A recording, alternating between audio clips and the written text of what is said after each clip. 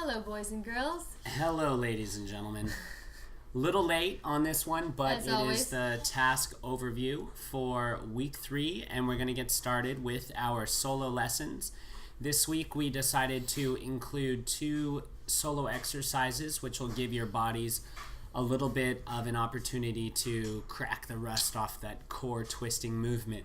We felt that a lot of you are really lacking in the core movement and engaging your core and the core twisting that is necessary to do a lot of body leading, and so we are using the single leg kick across exercise and the quick twists, which will give you a lower body twist workout, and we haven't included any upper body twisting yet, but we will get to some more details on that. So work really hard. This is a very difficult exercise, and it's difficult to do well, but once you get the core engaged, you will find that you can actually do it very quickly, very fast, and very powerfully, like demonstrated in the video. All right. Core task number 2, conceptual. Now we have anything you do big, you can do small, and anything you do intense, you can do light. So this is about changing size and changing intensities, 2 very, very important musical concepts, and we use this a lot in our dancing, especially to just express basic musicality and make the dancing more interesting. Most people, they dance at basically one size and at one intensity. So whenever you dance with them, they always feel the same, and it's really easy to recognize them and their body movement because it just is kind of stuck at one size and intensity, because they're thinking, oh my, this is the swing out, this is the right tuck turn, instead of thinking about different ways to do those and different sizes and intensities as to major areas where you can make some alterations to your movements. Yeah, for example, the week 2, one of the lessons I'm grading right now, the repeating groove walks. It's very common that all of you guys that have been practicing the different tempos, the faster you got, the more your bodies kind of got tense and got excited. Yeah.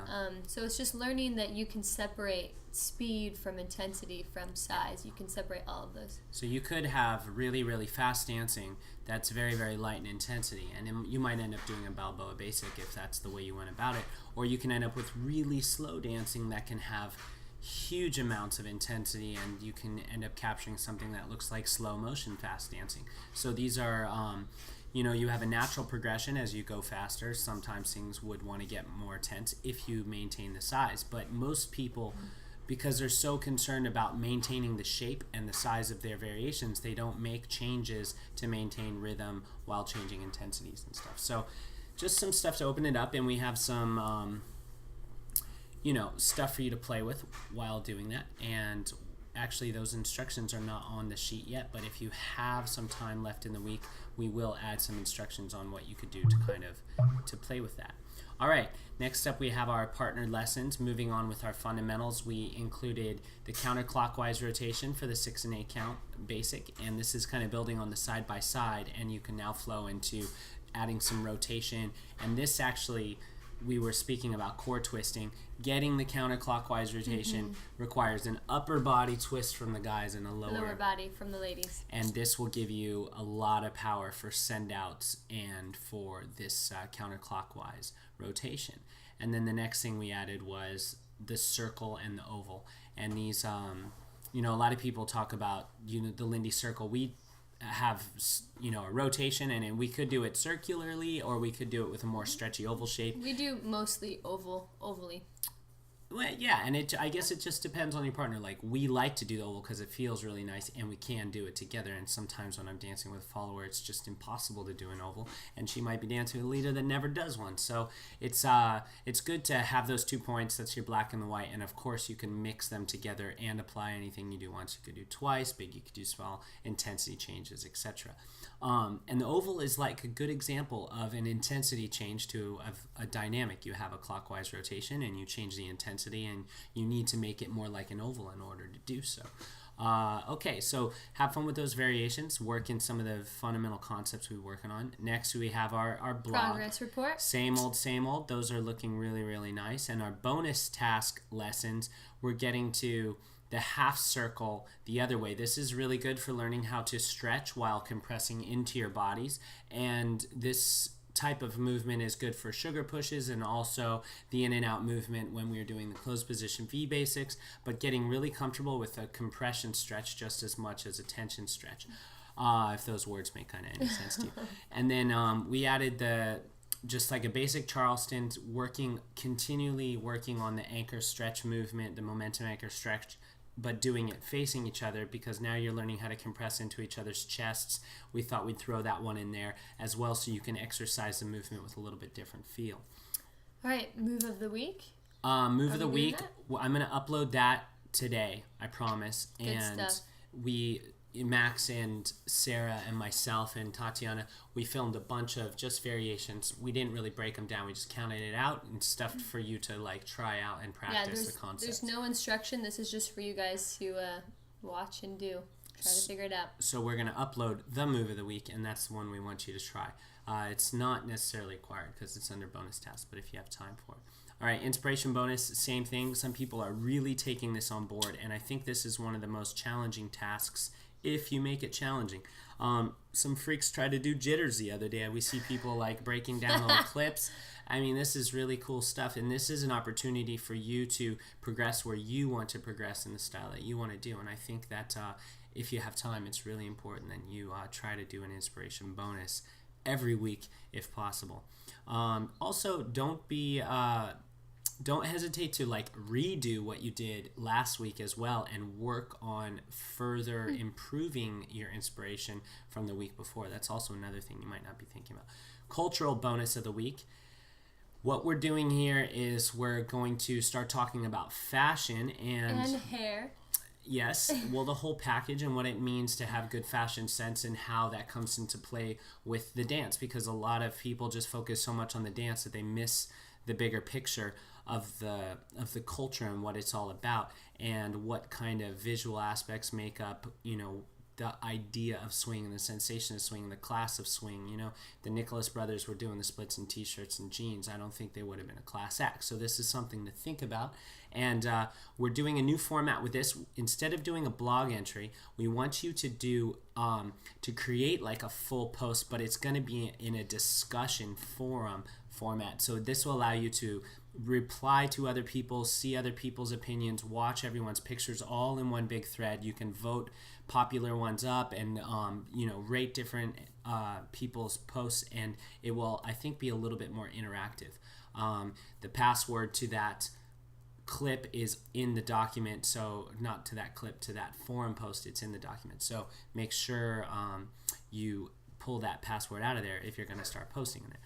Next up, social dancing research. Last week we studied rhythm. And this week we're going to be working on researching body matching. Now, this one's tricky.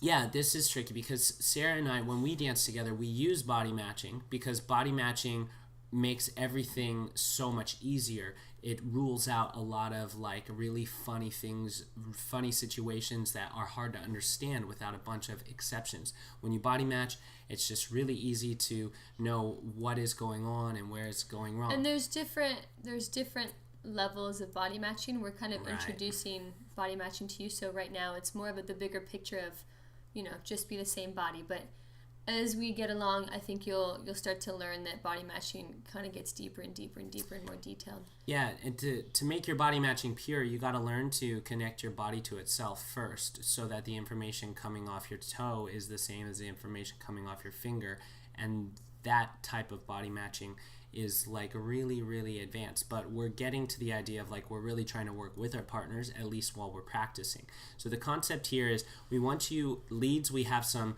stuff for you to practice, and followers, we have some specific things for you to practice.